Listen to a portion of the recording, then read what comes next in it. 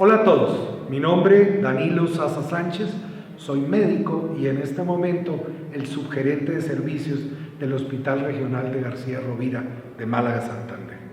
Un saludo muy especial de parte de la doctora Olga Yasmín Prada Ramírez, nuestra gerente. El día de hoy quisimos robarle unos minutos de su tiempo con respecto a lo que en los últimos 2 meses ha sido auge tanto nacional como mundial: el coronavirus y la enfermedad COVID-19.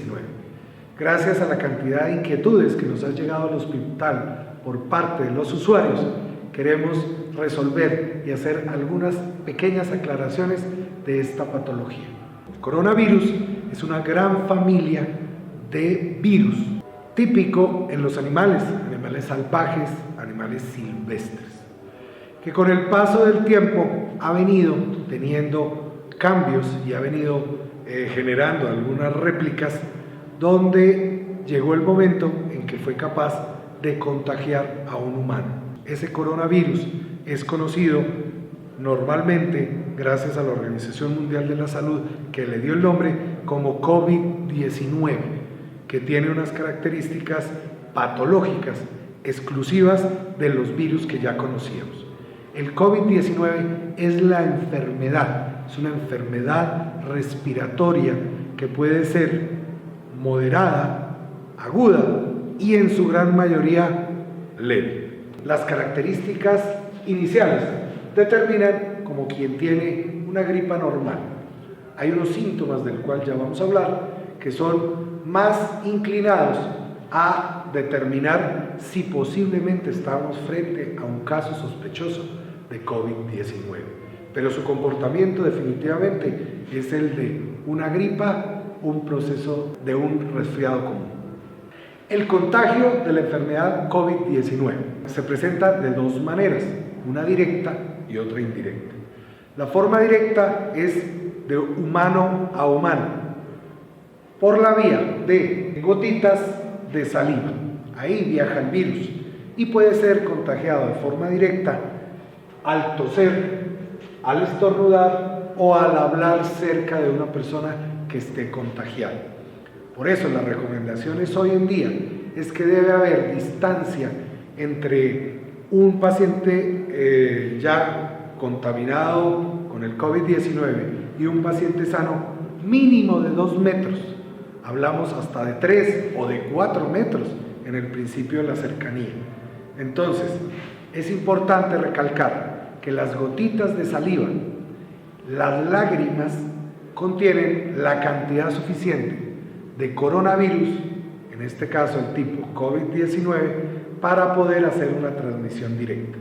Y hablaba de una transmisión indirecta. Una transmisión indirecta cuando un individuo tose, cuando un individuo estornuda, esas partículas donde va viajando el virus tienden a esparcirse. ¿Cuáles son los más frecuentes? Dependiendo obviamente a lo que nos dediquemos en las características que manejemos al día a día. Lo que tiene que ver con computadores, con celulares, puertas, chapas, barandas, manijas, lugares donde muy fácilmente el contacto del virus esté reposando en las manos.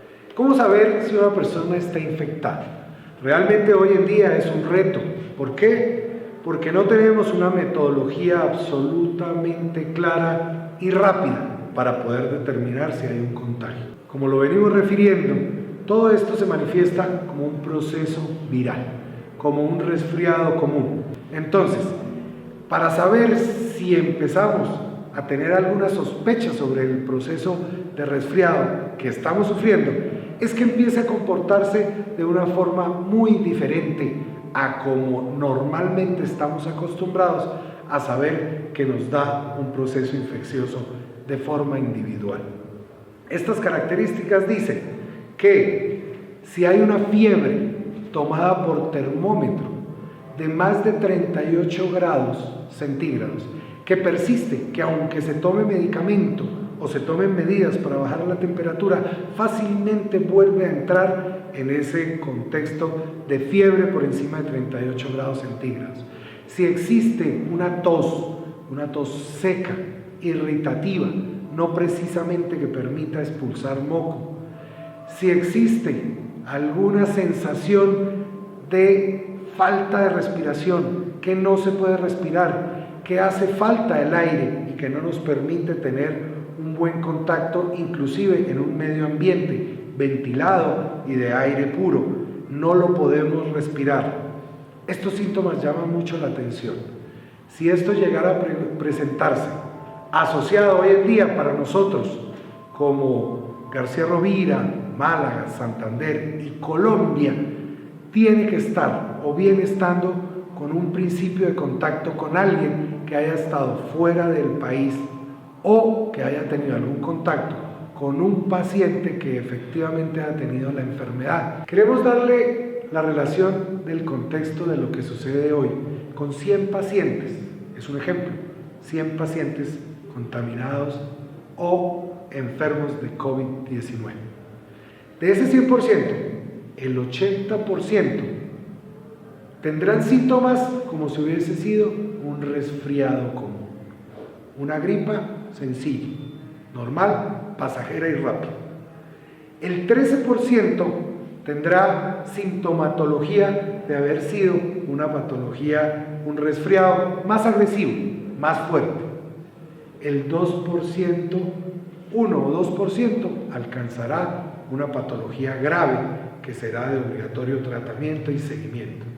Y por último, el 2% de esos 100 pacientes jamás se enterará que tuvo COVID-19, puesto que ningún síntoma tendrá asociado a esta enfermedad.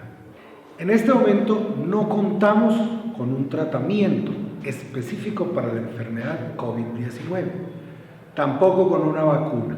Por eso, en este momento lo que tenemos que hacer es la fase de contención, permitir que no hayan más contagiados ni rápidamente se genere el proceso del contagio del COVID-19. Cuando una persona tenga síntomas que inician, como lo hemos hablado, como una gripa normal, deberá pensar en autoaislarse en su casa, en su lugar de residencia, teniendo unas medidas muy sencillas, simplemente para que no sea posiblemente quien genere contagio a nivel de su familia, de su comunidad, de su ciudad o de cualquier otro ámbito en el que se encuentre.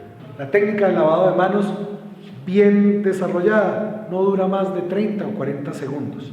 Agua limpia, un jabón cualquiera, no necesita ser jabones especiales, puede ser cualquier jabón que utilizamos en casa, agua y jabón.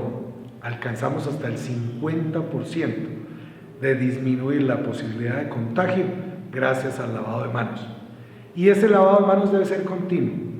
Nos hablan hoy las estadísticas que por lo menos cada 3 horas debiésemos lavarnos las manos con agua y jabón.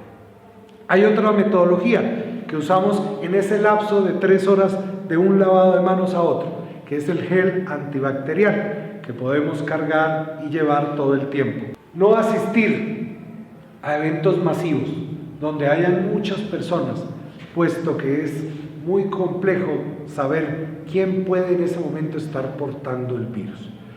Una de las grandes características que ya tenemos claro de la mutación de este virus llamado COVID-19 es que tiene una capacidad de réplica supremamente alta y con mucha facilidad genera el contagio en una proporción de 3 en 3. Un paciente a 3, de ellos 3 a otros 3 y así sucesivamente.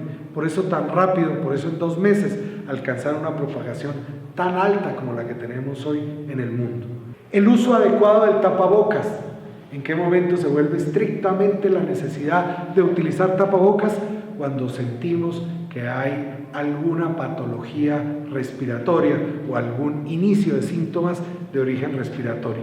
Y bien utilizado, tapando boca y nariz. No se vale en la boca, no se vale solo en la nariz, mucho menos en el cuello, como a veces vemos que se utiliza el tapabocas. Hay otra recomendación muy especial, estar ingiriendo líquido, agua pura, sorbitos de agua.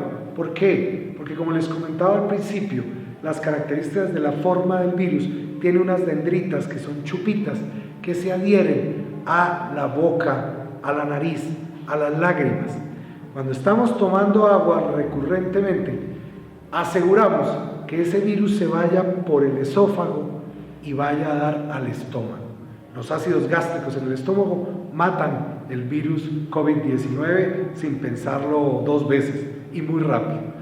Con respecto a la mortalidad que va asociado al COVID-19, hay una población de riesgo muy alta que es pacientes por encima de 70 años, pacientes diabéticos, pacientes hipertensos, pacientes con enfermedades cardiopulmonares, que son enfermedades de base que atacan el sistema inmune, que disminuyen la capacidad de reacción y de ataque de ese ser humano, que al recibir esta enfermedad son de verdad los pacientes que entran en un factor de riesgo muy alto para llevar o conllevar a la muerte de los pacientes debido al COVID-19.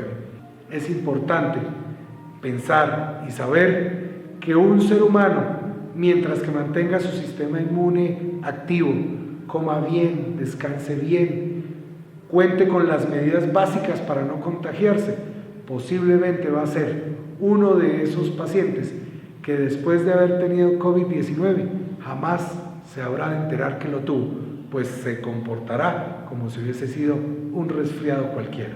Nos han preguntado frecuentemente los remedios de las abuelas. ¿Sirven los remedios caseros, el agua de panela, el limón, la vitamina C?